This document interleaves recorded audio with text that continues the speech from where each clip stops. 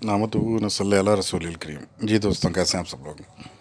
दोस्तों, जुम्मे का दिन अल्लाह पाक ने मुसलमानों के यहाँ एक मुबारक दिन रखा है।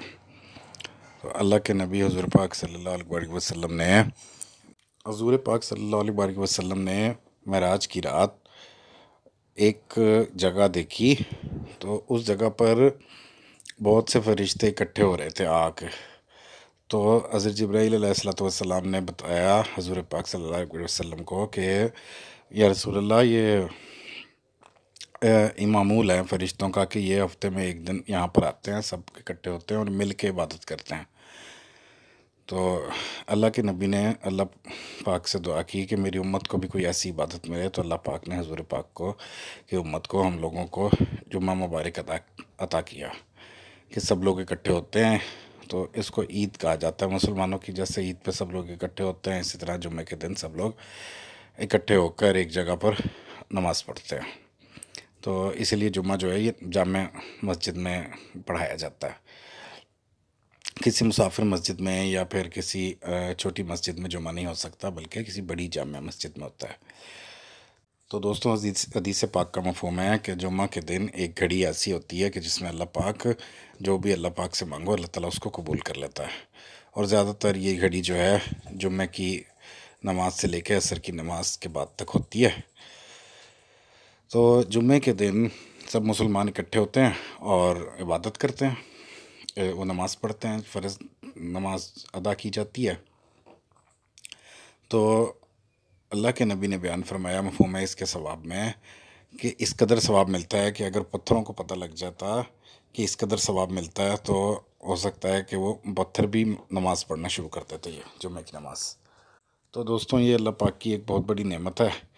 ये पूरा हफ्ता नमाज भी पढ़ते हैं, लेकिन एक होता है कि बहुत से गुनाह जो हैं वो इंसान पर के साथ लगे रह जाते हैं। को हम लोग मुसलसल जो है पूरी ज़िंदगी कोई ना कोई गुनाह हमारे से सरज़द हो जाता है।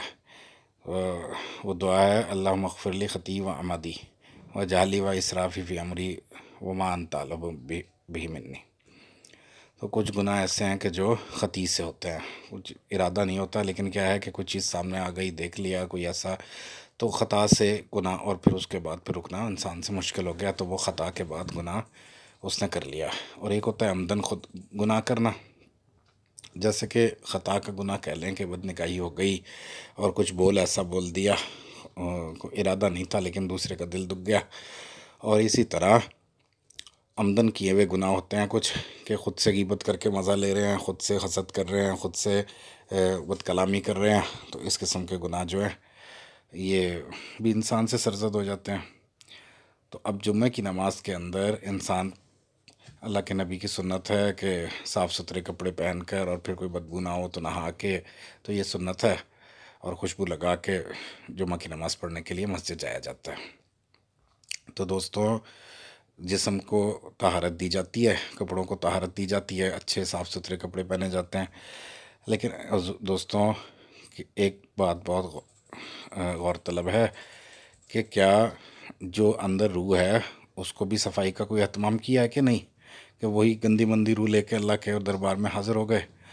तो बुज़ुर्गों ने बयान फरमाया कि जैसे बाहर के साफ़ कपड़े और खुशबू लगा कर निकले हैं, तो रूह को भी मुताहिर करके तहारत दे के निकलना चाहिए। अब रूह को तहारत कैसे मिलेगी, तो अल्लाह ताला से अपने गुनाहों की माफ़ी मांगने से इंसान की रूह पाक होगी। तो अल्लाह के नबी ने बयान फरमाया मफ़हूम है कि दिलों को जंग लग जाता है गुनाहों की वजह से, वो जंग आ जाता है दिल के ऊपर, रूह के ऊपर। तो उसको साफ़ करने के लिए कुरान पाक की तिलावत करो, तो तुम्हारा जंग जो है वो दूर हो जाएगा, और फिर उसमें अल्लाह पाक के अनवारात तुम्हें महसूस होंगे। मफ़हूम है हदीस पाक का। तो इसी तरह दोस्तों, इस्तिग़फ़ार एक ऐसी चीज़ है कि इस्तिग़फ़ार पढ़ने से इंसान के गुनाह ख़त्म हो जाते हैं, अल्लाह ताला उस गुनाह को ख़त्म फरमा देते हैं। तो कुरान पाक में अल्लाह ताला बयान फरमाते हैं कि मैं इन्नल्लाह यग़फ़िरुज़्ज़ुनूब जमीआ, बिल्कुल ही मिटा दूंगा, ख़त्म कर दूंगा तुम्हारे गुनाह तमाम के तमाम। तो अब यहाँ पर बात आम गुनाहों की हो रही है, जो इंसान से ख़तन या फिर आमदन हो गए, ان گناہوں کی بات نہیں ہو رہی جو حقوق والی بات میں شامل ہیں. اور مجھے ایک بڑا مزے کا واقعہ یاد آ گیا کہ وہ ایک دوست مجھے ملے. صبح کا وقت تھا تو میں ایک کیفے چائے پینے چلا گیا. تو وہ دوست ملے، وہ کہتے یار بھائی آپ سے بات کرنی ہے. میں نے کہا جی حکم. تو وہ کہنے لگے کہ یار وہ آپ کی جماعت کے نا، یہ تبلیغی جماعت والوں کے ایک وہ ہیں ڈاکٹر صاحب پولٹری کے، مرغیوں کے ڈاکٹر ہیں. تو انہوں نے میرے 50,000 دینے ہیں. اور میں چوزے کا کام کرتا ہوں تو انہوں نے میرے سے چوزا خریدا تھا اور وہ 50,000 نہیں دے رہے. تو میں نے کہا بھائی وہ تو ہر وقت اتنے نیک بندے ہیں، ہر وقت تسبیح ہاتھ میں ہوتی ہے. لگتا ہے اب میں نے عذرائے مذاق ان سے کہہ دیا کہ وہ لگتا ہے وہ بخشش کرواتے ہیں اپنے جن جن لوگوں کے پیسے مارے ہوئے ہیں. تو وہ ہنس کے کہنے لگے، میں نے طنزاً اور مذاق کے اندر کہا تھا کہ یار یہ بات نہ کرو پلیز، ایسے گناہ معاف نہیں ہوتے. تو حقیقت بات یہی ہے کہ ایسے اس طریقے سے گناہ تسبیح پکڑ کے اس قسم کے گناہ بالکل بھی معاف نہیں ہوتے ہیں. جس کے دینا ہے حق اس کا ادا کرنا ہے. تو دوستوں یہ حقوق العباد والے جو بھی گناہ ہیں، کسی کا دل دکھا دینا، کوئی غرور میں مبتلا ہو کر، اور یا پھر کسی کا حق مار لینا، کوئی ایسا ناانصافی کر دینا یا کوئی ظلم کر دینا، تو ان کے گناہ جو ہیں یہ تو مشکل ہیں. یہ تو اسی بندے سے معافی لینی پڑے گی. تو بہرحال جو خطاً اور عمدن دوسرے گناہ ہوئے ہیں تو ان کی امید ہے کہ اللہ تعالیٰ معاف فرما دیں گے استغفار کی برکت سے. تو جمعہ کے دن روح کو، بلکہ جمعہ کے دن نہیں، پورے ہفتہ ہی جب بھی یاد آئے، وہ خاص طور پر، کیونکہ جمعہ کے دن ایک ماحول ہوتا ہے، وہ اہتمام کے ساتھ اس نیت سے نکل رہے ہوتے ہیں کہ بھی ہم اللہ کے دربار میں حاضر ہونے لگے ہیں. تو صاف کپڑوں کے ساتھ صاف روح بھی لے کے جانی چاہیے اللہ کے دربار کے سامنے، اللہ پاک کے سامنے.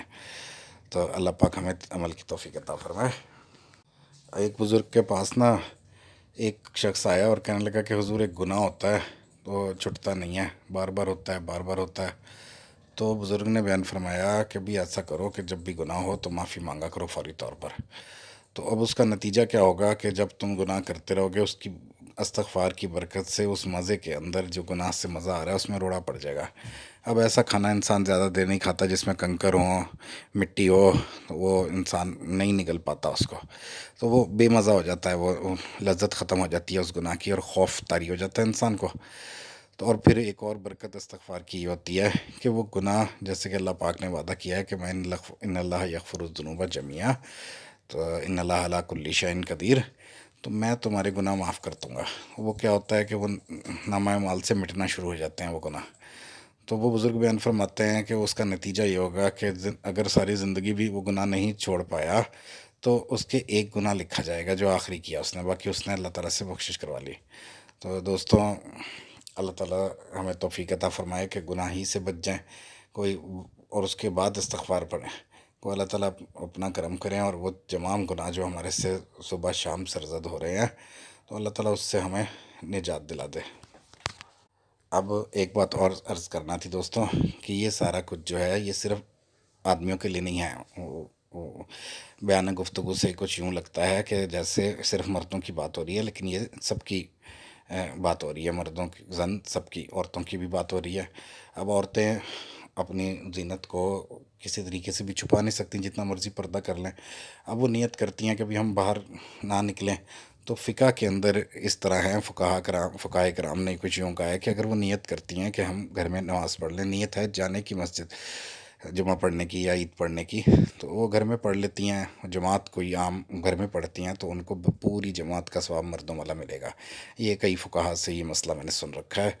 تو سب لوگوں کو اللہ تعالیٰ ہمیں توفیق عطا فرمائے کہ جس طرح صاف ستھرے ہو کے، کپڑے صاف پہن کے، خوشبو لگا کے اور نہا کے اور پاک صاف ہو کے مسجدوں میں پہنچتے ہیں سب لوگ جمعہ کی نماز کے لیے، تو اللہ تعالیٰ ہمیں ہماری روح کو بھی اللہ پاک کے دربار میں پاک صاف لے جانے کی توفیق عطا فرمائے. وآخر دعوانا ان الحمد للہ رب العالمین.